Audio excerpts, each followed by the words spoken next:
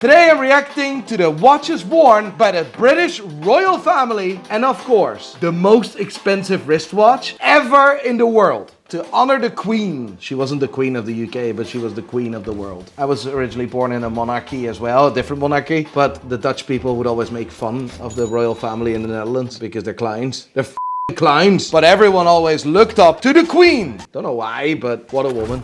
Prince Harry, the rebel of the royal family. He's a bit of a rebel, isn't he? Yeah. But he is a lad, like. Remember videos him like back in the day getting ushered into a taxi because he's like stumbling drunk. Lad, what a lad. That's why I love Prince Harry, because he's so normal. He would just go out for pints and shit. Okay, now he's a bit under the whoosh.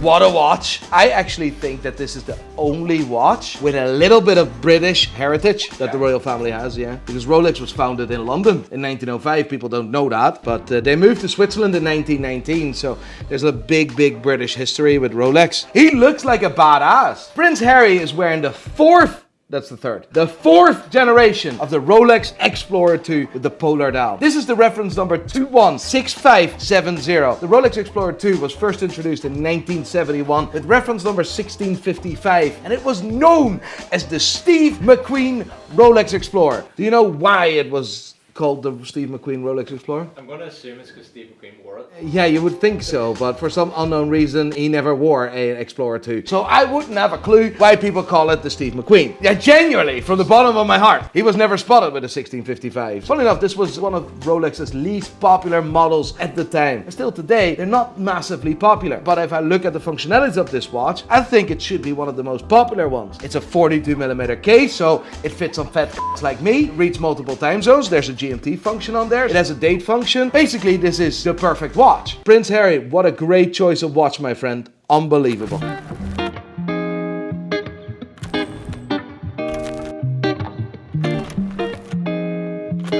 His Majesty, Prince Harry, I salute you for your choice of watch again. This is the Breitling Aerospace. I have a bit of a history with this watch, you know. My uncle wore this watch. When the first time I saw this watch, I thought it was the best thing ever. It's probably Breitling's least popular watch of all time. But for some reason, I always personally had a really big soft spot for this watch. If we look at the history of this watch, when it was introduced in 1985, it actually was under the Navy timer line. It was actually revolutionary at the time because it was basically one of the first battery-powered watches that not only showed the time analog, but also had a digital display on the dial. And in this case, two digital displays. You could see the date on the digital display, you could see the second time zone on the digital display, and you could use it as a stopwatch. But for me today, the Breitling Aerospace doesn't get the love it deserves. It's completely snowed under in the catalog of Breitling. I think it's one of the coolest watches Breitling has ever produced. You can pick like an Aerospace up for like $1,500, and I think that is proper value for money. I absolutely love this choice, and I love Prince Harry. It looks like I have a crush on Prince Harry. Ladies and gentlemen, Prince William, Her Majesty the future, sorry, I'm so used to a queen, you know. His Majesty, Prince William, Prince William, the future king of the United Kingdom. The watch he's currently wearing is the only watch I have ever seen him wear. So I've done a bit of research about a few years ago. I was like, why the hell is he only wearing that watch? And it turned out to be the perfect reason to only wear one watch for the rest of your life. His late mother, Princess Diana, bought him that watch when he was in his late teens. That is special. That shows again that watches are something to be loved, to be cherished, not something to be flashy about. I love that. I absolutely love that. That watch carries a story that no other watch in the world does. What he's wearing is the 1995 introduced Omega Seamaster 300M, the James Bond reference number 256180, the quartz movement 40mm Omega Seamaster. This watch was Omega's biggest success ever. What an unbelievable watch. A watch you can pick up easily today around $1,500 as well. It's always important what a watch tells you other than the time. That's what I always say. Sentimental value.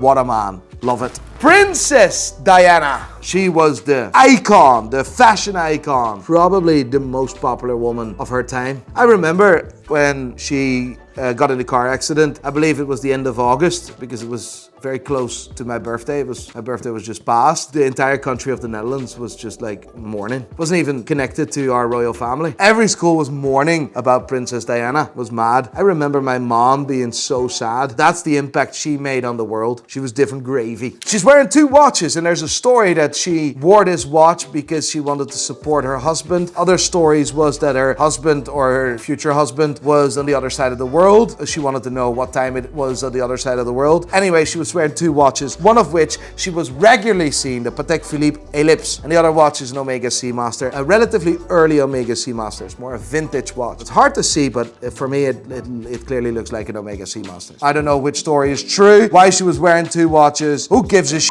There were 2 cool watches.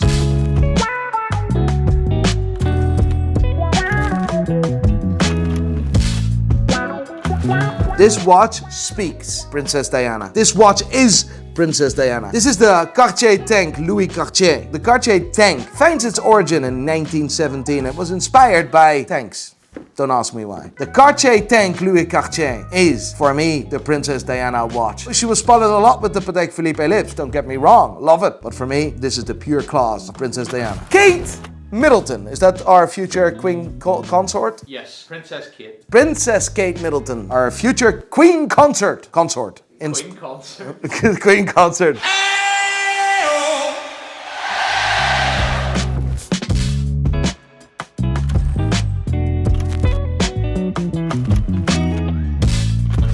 Genuinely, from the bottom of my heart, I think that Princess Diana was the fashion icon of the royal family, and therefore you see a lot of Cartier in the family. She's wearing the Cartier Ballon Bleu with the hidden crown. It's really, really cool. Cool watch for women. It will never be as iconic as the Cartier tank, but yeah, definitely cool watch. Understated again. I think understated is the right word for the royal family until we see the Queen's watch.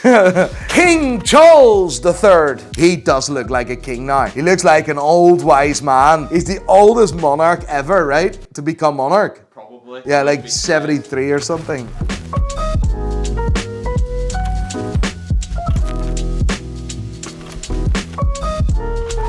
I absolutely never got this. I have never understood the choice of King Charles wearing the Parmigiani Fleurier chronograph. I never got it. Parmigiani Fleurier is a young watch brand introduced in 1996 in a beautiful Swiss village called Fleurier. They weren't really making watches in the beginning. They were making artifacts, like really cool, like music boxes and the mechanical things, really cool stuff, right? And this is one of their first ever chronographs they built. But they needed some help from a brand called Zenith. We'll give credits where credits are due, right? Because Zenith is responsible for the first ever fully integrated chronograph in a wristwatch. The Rolex Daytona from 1988 was powered by a Zenith movement as well, but a heavily modified Zenith movement, because this was a direct, straight rip out of a Zenith case. The only difference with the Zenith was that they flipped the date upside down. So you see the date here in the right top corner. Zenith El Primero had it in the right bottom corner. Other than that, even the case looks like a very early Zenith El Primero, to be fair. A lot of watch YouTubers speak respect out of Parmigiani Fleurier, which I unfortunately in this case will not back, because although I really like the Guilloche dial, I think it's very, very nice looking. If you are the Prince of the UK, the person that becomes king, you should be wearing a proper watch, which I believe should actually be British. That would be my opinion, because like there's a big missed opportunity, and I'm actually quite disappointed that the royal family doesn't support any British watchmaking. From 1900s upwards to 1970, there wasn't really any British watchmaker. So I can understand that, but after 1970, you could have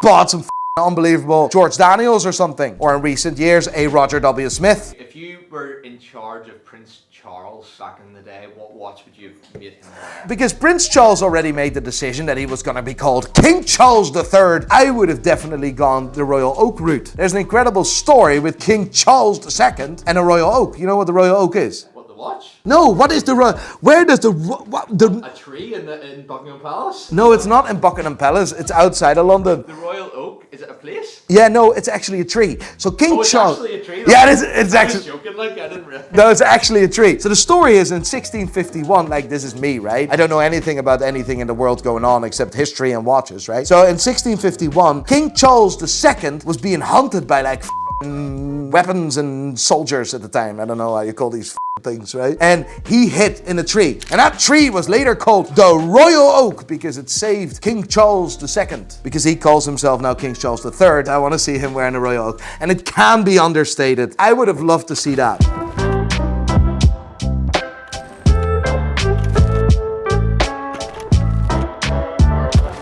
Yeah, that's class, like, that's class. The funny bit is, King Charles, or Prince Charles at the time, loved playing polo. The watch he's currently wearing is the Jaeger-LeCoultre Reverso, a watch that was introduced in 1931 specifically for people who play polo. The Reverso means that you can reverse the case and protect the actual face of the watch, and I think it's a unbelievably cool watch. For that, Prince/King Charles III, you get my props. I love that watch. Well done. And finally, Her Majesty, Queen Elizabeth. What a woman. 70 years being a queen.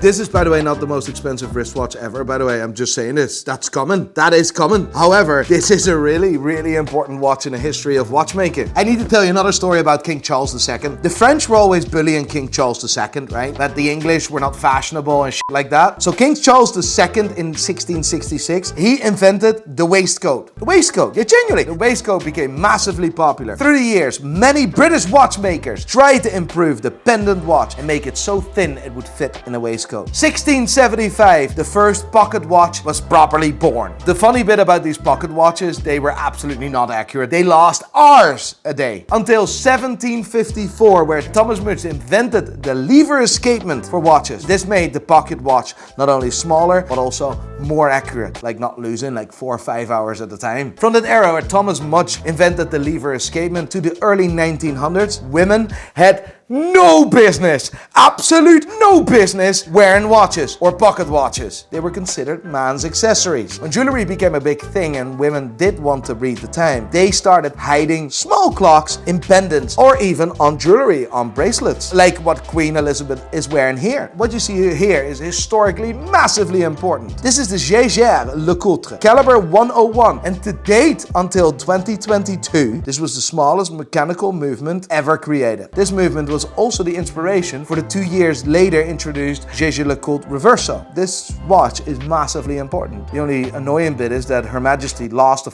watch, but Jaeger-LeCoultre replaced that exact watch in 2012. There's your history lesson.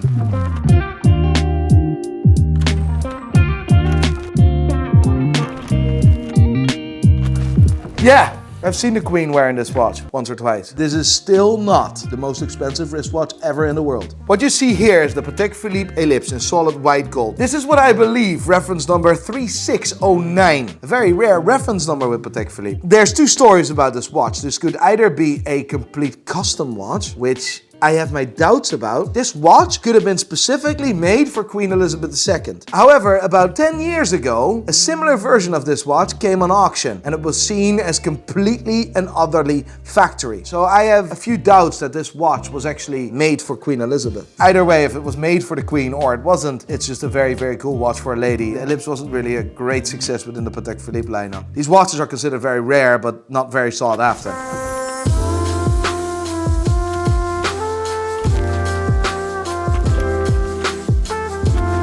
Ladies and gentlemen, let me make a very bold statement here right now. And actually, it's very easy to make this statement because it will never happen. But let me tell you one thing. This watch was made for Queen Elizabeth II. This watch was made for her. If this watch will go to auction, like I said, it's very easy to make this statement because it will never go to auction. But if this watch ever goes to auction, this watch will officially be the most expensive wristwatch ever. This watch will fetch at least 50 million for sure. Paul Newman's 6263 was sold for $17.8 million. And then in 2019, this 6300A, the only ever steel 6300, sold for 31 million Swiss francs. Okay, it was the only one, it was a piece unique. There wasn't any significance with that watch other than being it the only one, and it said the only one on the dial. This watch is synonymous with the Queen. This is the Queen's watch. This watch, if brought to auction, will break every record ever. Look at that photo of her with the bag strap. Like, I mean, just scrape it, mate. Just scrape it. F